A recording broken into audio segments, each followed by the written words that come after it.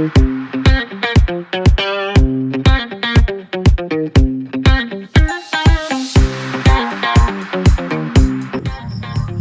pleasant day to each and everyone, especially to our beautiful instructor, Mamel Bison.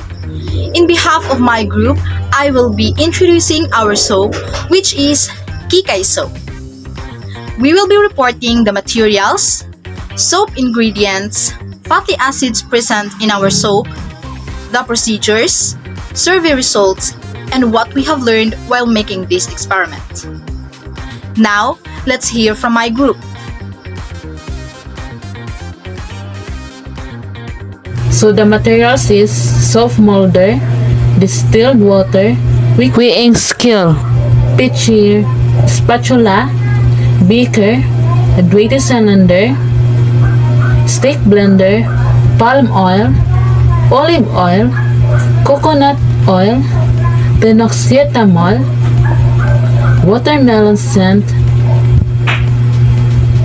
cucumber extract.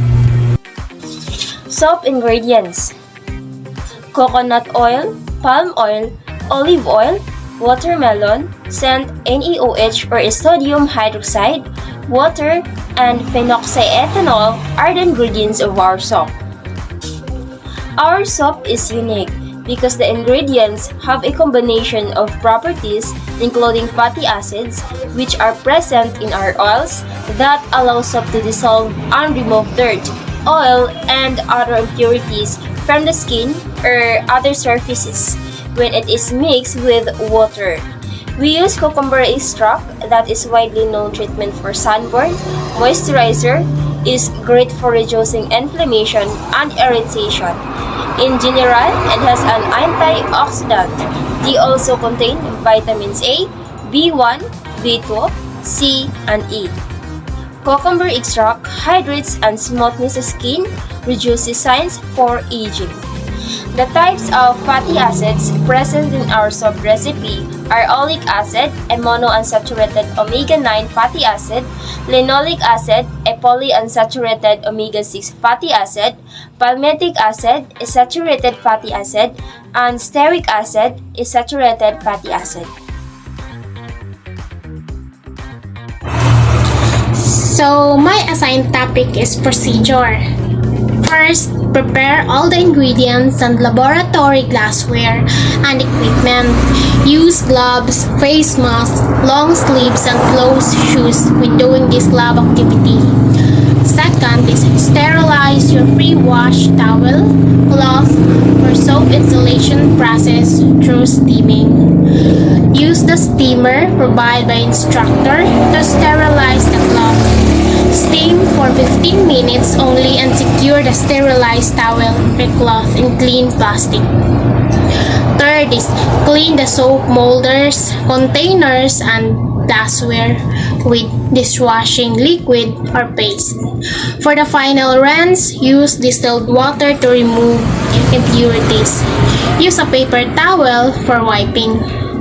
Fourth is weight and combine the palm oil 270 grams, olive oil 250 grams, and coconut oil 75 grams. Set it aside in a larger and clean plastic container/pitcher. Number 5 is measure 226 millimeters of distilled water using a graduated cylinder or beaker. 6 is weight 84 grams of NaOH using a pocket weighing scale. To continue the procedure, number 7. Slowly add NaOH or lye to the distilled water while gently stirring until the NaOH is fully dissolved and the liquid is clear. Let it cool down for a few minutes. Number 8. Slowly and gently pour your lye water into your oil mixture. Number 9. Pulse the stick blender a few times and watch as the oils and lye start to combine. Switch between short pulses and stirring with the blender until the mixture comes together to a light trace. Number 10. Working quickly, stir. Do not blend in the essential oils or fragrance oils. 1 drop of phenoxyethanol and other additives. Number 11. Once your soap reaches about a medium trace, pour it into your mold. Scrape the container using a plastic spatula to ensure no soap is left behind. Tap the molds to your table or counter to release any trapped air bubbles. Number 12. Insulate the molder by covering it with a sterilized cloth to allow the soap to sit in the molder for 48 to 72 hours or 2 to 3 days at room temperature. Number 13. Unmold the soap or cut into bars if you're not using a soap molder. Weigh a sample, the initial weight, allow to cure for 7 to 10 days, then weigh a sample again to see if there are any changes in terms of weights after the curing process.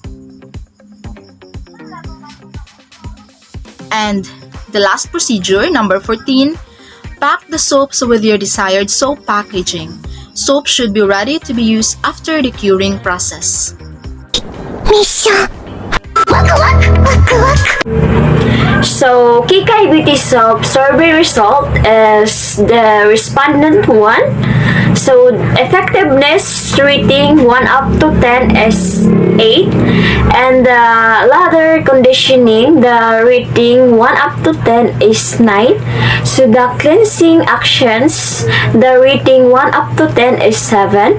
So, the fragrance, the rating 1 up to 10 is 8. So, the personal feedback comments of respondent 1 is, Mom, the soap is very smooth and I really like it because it can remove my acne. So the respondent 2, so effectiveness rating 1 up to 10 is 8, and the lather conditioning, the rating 1 up to 10 is 9. So the cleansing actions, the rating 1 up to 10 is 8.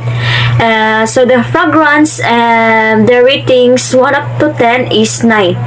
So the personal feedback comments of respondent 2 is, wow, your soap is too smooth and very smooth, ma'am.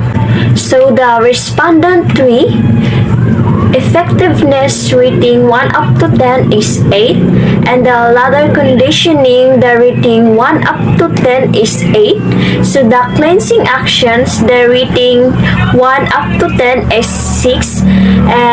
So the fragrance, the rating 1 up to 10 is 9. So the personal feedback of respondent 3, so it gives my skin a glowing effect after I use it, and very smooth jud siya sa skin. So the respondent 4, effectiveness rating 1 up to 10 is 8, and the lather conditioning, the rating 1 up to 10 is 8. So the cleansing actions, the rating 1 up to 10 is 7, and the fragrance, the rating 1 up to 10 is 8. So the personal feedback comments of respondent 4, so it gives my skin a soothing effect every time I use it. So respondent 5, effectiveness rating 1 up to 10 is 7, and the lather conditioning, the rating 1 up to 10 is 9, and the cleansing action, the rating 1 up to 10 is 7. So the fragrance, the rating 1 up to 10 is 8. So the feedback comments of respondent 5 is, naghatag siyag softness and refreshing feeling sa akong skin. So, survey result, effectiveness 4 out of 5 respondents rates 8 for its effectiveness. 1 out of 5 respondents rate 7 for its effectiveness. So, lather and conditioning is 3 out of 5 respondents rates 9 for its lather and conditioning. 2 out of 5 respondents rates 8 for its lather and conditioning. So, cleansing actions, 3 out of 5 respondents rates 7 for its cleansing actions. 1 out of 5 respondents rates 8 for its cleansing actions. 1 out of 5 respondents rates 6 for its cleansing actions. So the fragrance is 3 out of 5 respondents rates 9 for its fragrance. So 2 out of 5 respondents rates it for its fragrance. Our product is called Kikai soap. It is a beauty soap which has the effects of giving your skin the lightening effect.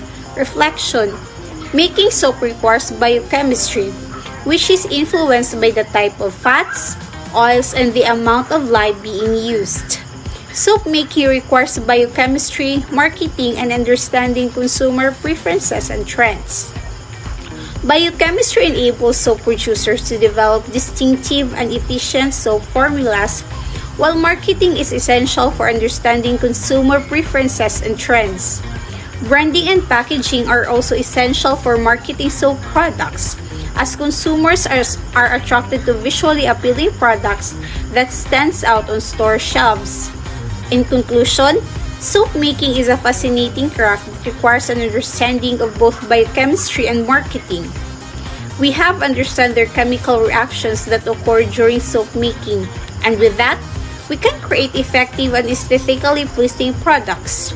Additionally, understanding consumer preferences and trends is essential for creating successful soap products. By catering to the growing demand for natural and organic products and investing in high-quality branding and packaging, soap makers can create a strong brand identity that resonates with consumers and drives sales.